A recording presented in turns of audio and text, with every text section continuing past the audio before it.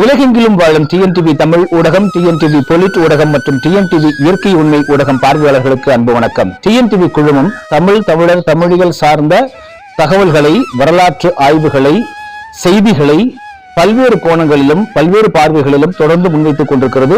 அதே போல தொடர்ந்து நம் ஆய்வுகளை மேற்கொண்டு வர்றோம். ஒவ்வொன்றையும் ஆய்வுகள் மேற்கொண்டு அவற்றை வெளியிடுவது, குறிப்பாக தமிழர் தமிழிகள் தொடர்பானது, அதுக்கு மெய்யியல் தொடர்பான, அரசியல் தொடர்பான பல்துறை, தமிழிகள் என்றாலே பல்துறைகளை உள்ளடக்கிய துறைகள் என்றுதான் பொருள்.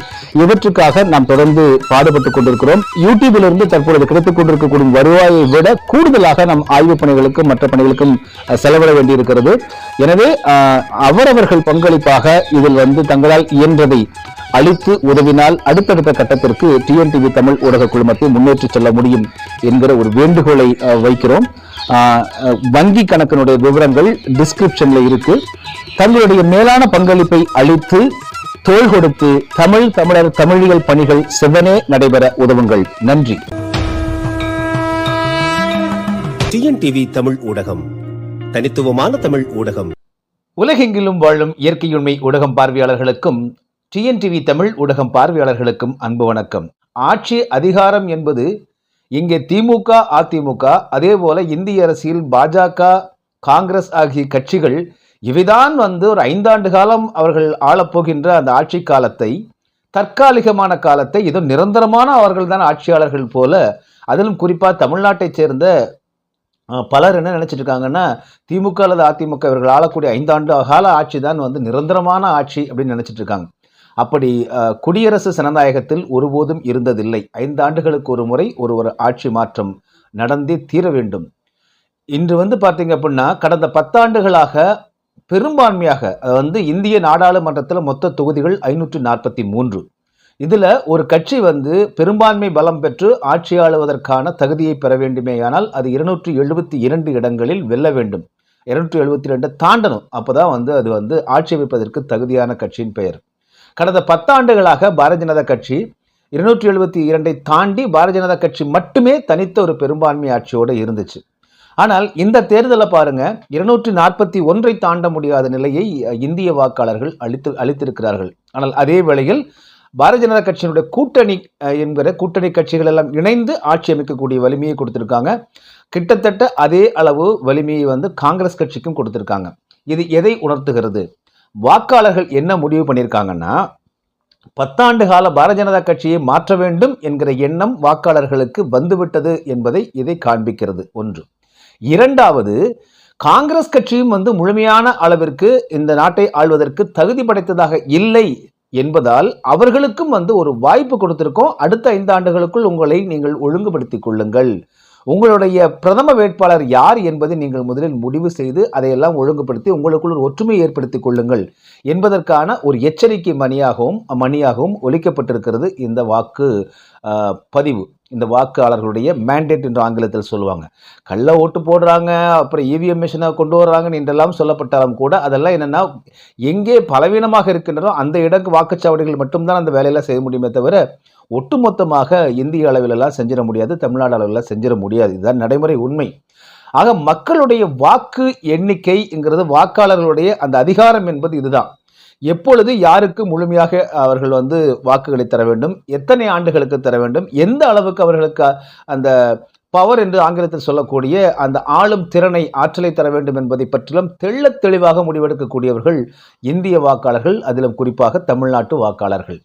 இந்த அடிப்படையில் தான் நம்ம தேர்தலை பார்க்கணும். ஆனால் பல பேர் நம்ம என்ன நினைச்சிட்டு இருக்காங்கன்னா, இந்த ஆட்சியாளர்கள் தான் நிரந்தரமானவர்கள் நினைச்சிட்டு இருக்காங்க. இல்லவே இல்லை.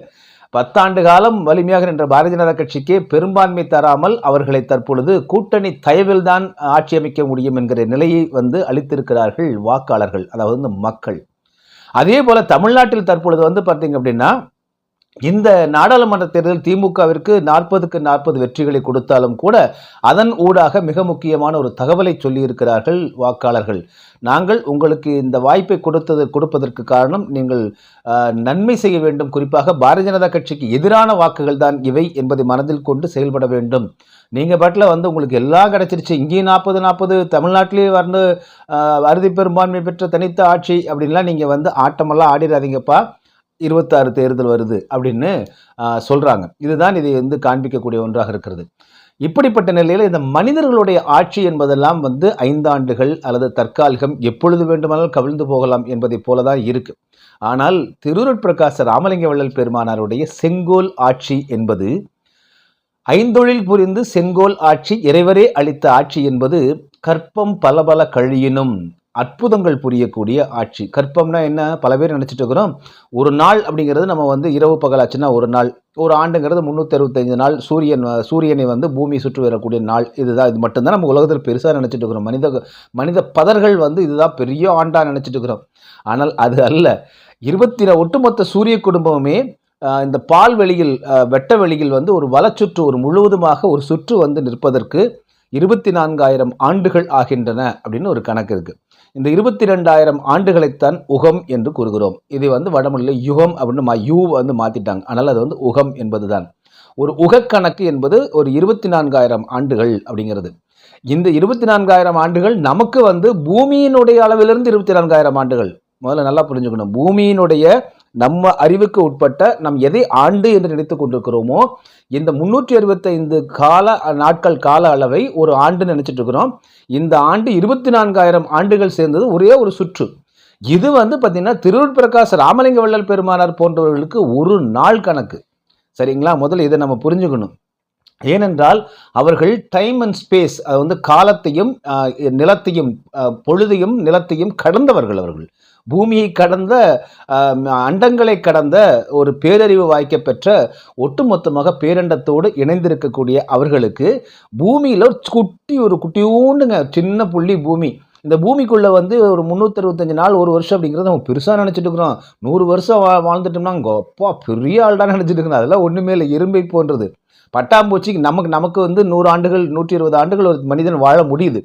ஆனால் ஒரு பட்டாம்பூச்சி எவ்வளோ நாளில் வாழுது? ஒரு நாள் 2 நாளில் வாழக்கூடிய உயிரினங்கள் இருக்கு இல்லைங்களா? அது நினச்சிட்டு இருக்கோம். அந்த ஒரு நாளுங்கிறது தான் அதுக்கு பெரிய ஆயுள். நமக்கு 100 ஆண்டுகள்ங்கிறது பெரிய ஆயுள். ஆனால் இது எல்லாமே ஒரு கோமாளித்தனம் என்பதை திருவருட்பிரகாச ராமலிங்க வள்ளல் பெருமானார் போன்ற அண்டங்களை எல்லாம் அரைக்கணத்தில் ஏகி வரக்கூடியவர்களுக்கு இது வந்து ரொம்ப சிறுபிள்ளை விளையாட்டு. அப்போ இது வந்து ஒரு இப்படிங்கிற செகண்ட்ல அவங்களுக்கு வந்து இது ஒரு பெரிய நாளா போயிடும். ஆக 24,000 ஆண்டுகள் என்கிற ஒரு உகம் என்பதே ஒரு நாள் கணக்கு. அப்படின்னா இப்படி ஒட்டுமொத்தமாக இந்த பிக் பேங் என்று ஆங்கிலத்தில் சொல்லுவோம் இல்லைங்களா, ஒரு பெருவெடிப்பு ஏற்பட்டு ஒரு நெருப்புக்கோளம் வெளியே வந்து வேகமாக சுற்றும் பொழுது தெரித்தவைகள் தான் 9 கோள்கள். அந்த நெருப்புக்கோள் வந்து சூரியன் இன்னமும் கடந்து கொண்டே இருக்கிறது. வெளியே தெரித்த கோள்கள் எல்லாம் குளிரில் இறுகி அது வந்து பூமியைப் போல நம் உயிரினங்கள் வாழக்கூடிய இடமாக பூமி மாறிவிட்டது. இதுபோல பிற கோள்களும் இறுகிவிட்டன அப்படிங்கிறது அறிவியல் சொல்லக்கூடிய ஒன்று. இது ஒன்றும் மெய்யில்லை, வாட்ஸ்அப்பில் வந்ததெல்லாம் இல்லை, அறிவியல் சொல்லக்கூடிய ஒன்று. ஆக இப்படி வந்து முழுவதுமாக இப்படிப்பட்டது நடந்து அதற்கு பிறகு அது விரிவடைந்து கொண்டே இருக்கிறது பேரண்டம் அப்படின்னு சொல்றாங்க. இது எல்லாம் பட்டினத்தார் இப்பவே சொல்லிட்டாருங்க. சுருங்கி விரியும் தன்மை கொண்டதான்ப்பா ஒட்டுமொத்த பேரண்டம்னு சொல்லிட்டாங்க. அதே போல வந்து பார்த்தீங்கன்னா முழுக்க சுருங்கி விரியக்கூடிய தன்மை கொண்டது. இப்போ தற்பொழுது வந்து ஸ்பேஸ் விரிஞ்சுக்கிட்டே போகுது, எக்ஸ்பேன்ஷன் ஆகிட்டே போகுது அப்படின்னு சொல்கிறோம். இப்போ அதே போல தான் அந்த கோள்கள் எல்லாம் வந்து பார்த்தீங்கன்னா கொஞ்சம் கொஞ்சமாக அவர் விரிவடைந்து கொண்டே சென்று ஒரு ஸ்டேஜுக்கு அப்புறம் மீண்டும் வந்து என்ன ஆகும், இதெல்லாம் வந்து கொலாப்ஸ் ஆகி இது வந்து அனைத்தும் குலைந்து மீண்டும் ஒன்றாக மாறும். அப்போ விரிவது சுருங்குவது என்பதுதான் இந்த பேரண்டத்தினுடைய இரகசியமாக இருக்கிறது, அணுவினுடைய இரகசியமாக இருக்கிறது.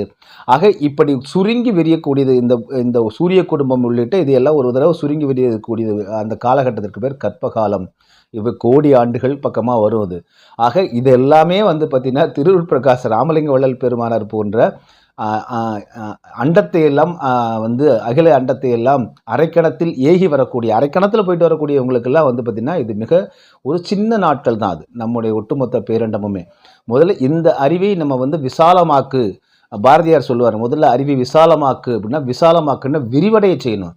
மீண்டும் மீண்டும் சுருக்கி கொண்டே போய் வந்து ஒட்டுமொத்தமாக திருவருட்பிரகாச ராமலிங்க வள்ளல் பெருமானார் என்ன ஆனார், இறுதியில் என்ன ஆனார், என்ன ஆகப்பட்டது, இப்படியே உளறிட்டு கொண்டு உரைநடையில் வந்து 4 வரிகளை பிடித்து கொண்டு தொங்கிக் கொண்டிருப்பது, வாட்ஸ்அப்பில் வந்த தகவல்களை கூறுவது, இந்த முடைநாக்கு நாத்திகர்கள் உளறி கொட்டி கொண்டிருப்பதை வைத்துக்கொண்டு காலத்தை ஓட்டி கொண்டிருந்தால் இது வந்து முழுக்க காலவரையும் காலவிரயம் என்பது நம்ம உயிர் விரயமாகி கொண்டிருக்கிறது.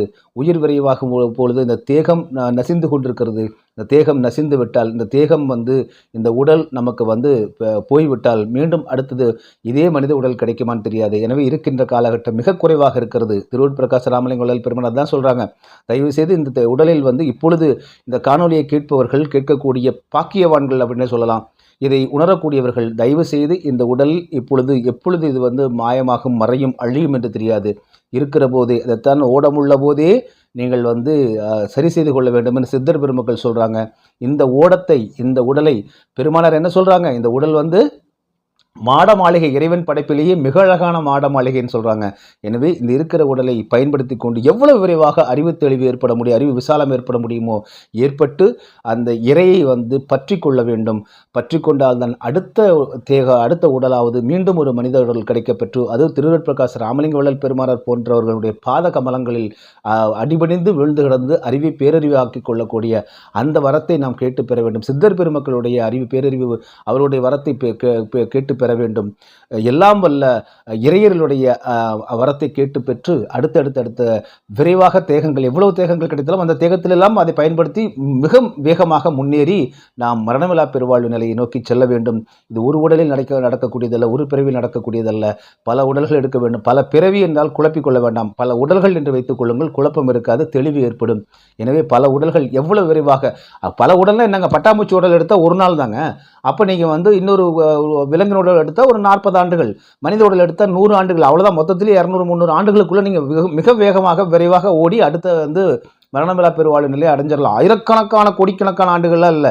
நீங்கள் இப்பொழுது இந்த உடலில், இப்பொழுது இந்த நினைவோடு, இப்பொழுது இறைவனை புருவ மத்தியில் எண்ணத்தை வைத்துக்கொண்டு அருளாளர்கள் திருவூர் பிரகாச ராமலிங்க வள்ளல் பெருமானை போன்ற மெய்குருக்களினுடைய பாதகமலங்கள் இருக்க பிடித்து கொண்டால் நம்ம விரைவாக இன்னும் சில தேகங்களில் உடல்களிலேயே மரணமில்லா பெருவாழ்வு நிலையை அடைந்து விட முடியும் என்கிற இந்த தன்னம்பிக்கையை நாம் முதல்ல பெறணும். மிக குறுகிய காலகட்டம் தாங்க, 200-300 ஆண்டுகள் பூமியினுடைய அளவு இல்லைங்க. 2-3 உடல் தேகம் எடுத்து பெருமானாரையும் சித்தர் பெருமக்களையும் ஞானிகளையும் இவங்களெல்லாம் கெட்டியாக இருக்க பிடிச்சிக்கிட்டோம் அப்படின்னா மிக விரைவாக நம்ம இந்த உடலிலேயே கூட கிடைத்து விடலாம். அது இறைவனுடைய அருட்கருணையை பொறுத்திருக்கிறது, திருவுருளை பொறுத்திருக்கிறது. எனவே அதை நோக்கி செல்ல வேண்டும்.